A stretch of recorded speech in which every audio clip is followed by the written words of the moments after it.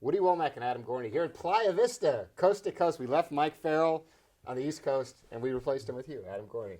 Well, no jelly beans here. I think he ate them all in New York. So I wish we had some jelly beans. You got the Patagonia on, though. You fit right in. That's right. And we've got people coming in to watch us from outside. Popular. Everybody wants to know what's going on signing day. Let's start with Georgia. Now, when Sam Pittman left for Arkansas, all of a sudden it was, are they going to lose their O-line class? Cedric Van Pran, 4-star center. Broderick Jones, one of the top tackles in the country. Neither of them signed. What do you expect them to do tomorrow? The biggest threat was Broderick Jones. When Sam Pittman left, he was the recruiter for Jones. I thought Auburn was going to be the biggest threat, but he didn't take that visit last weekend. That's huge. I think he sticks with Georgia. He visited Arkansas, visited Illinois. I think those were kind of favors to those coaches. I think he sticks with Georgia, and that's big. Yeah, it was crazy. Auburn was always the threat, and then he went to Illinois, and then Auburn left at the altar. Yeah, it was weird.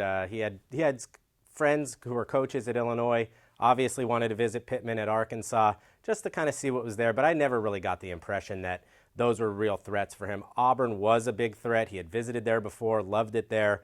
Was kind of a surprise that he didn't take that visit, and I think it's telling. He sticks with Georgia. So Van Pran was at Florida this past weekend, and our Sam Spiegelman reported Coach O is in his ear trying last-minute Hail Mary.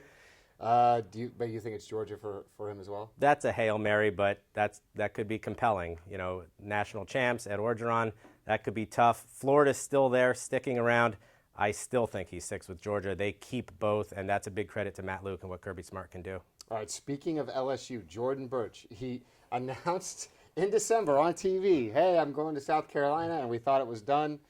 He doesn't do interviews, and everyone thought it was done. Then he shows up at LSU. Speaking of a last-minute Coach O trying to steal him, there were some people predicting him. I said he's sticking with South Carolina. I still think it's the case. What do you think? Anybody who knows, says they know, doesn't know. He doesn't talk, so it's just all speculation. My guess is that South Carolina visit went really well. Will Muschamp was by his side the entire time. They're going to do everything to keep him home. The rumor was that his mother was open to him going to LSU. He visited on his own dime 2 weekends ago. But that last visit to South Carolina, I think he sticks with the Gamecocks tomorrow. Yeah, he was at the basketball game, him and Muschamp. Yeah, big thing. He's a good basketball player. Maybe we get him out there on the hardwood with Corliss Williamson. Okay, Alabama, sort of quiet for them, but one guy they've been targeting, Mckinley Jackson, was a 5-star at one point, still in the Rivals 100 for us, defensive tackle. There's some rumors about Texas A&M where he went on a visit. Alabama wants to get him. How do you see it shaking out for him? Sort of quiet. They're third in the team rankings right now. McKinley Jackson could push them up to number 1, so that's actually not that bad. Was committed to LSU for a long time early on. I think it's to Alabama. I don't think Ole Miss is playing even a factor here. This is Texas A&M where he recently visited. I think there's kind of a compelling case there. It looks like it's trending to the Crimson Tide. They don't lose out a lot of guys late, and I think this is a guy that they get. He told Chad Simmons, I've known where I'm going for a year. So, well, that would have been LSU. Right, yeah. Why don't you just stick with them, and we would have saved us all some time, McKinley. Come on. And then Alfred Collins, a guy whose stock really soared over the last month or so. A Big 12 battle, Texas, Oklahoma. He's from Texas, right? So we think maybe the Longhorns? Yeah, just a month ago at the All-American Bowl in San Antonio, this felt like Baylor, but that was pre-Matt Rule going to the Carolina Panthers. So I think that has kind of gone by the wayside. Then it became Texas and Oklahoma. It looks like Texas is going to win out here. A big in-state kid. They didn't load up with a lot of the top in-state kids this year, so getting Collins, a big-time defensive lineman, huge kid, just massive.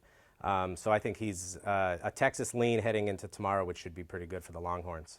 All right, so all types of things moving, and I know we're going to have some surprises. So it seems like we know what's going to happen, but someone's going to get us tomorrow. Are we talking Zach Evans? Oh, you want to talk?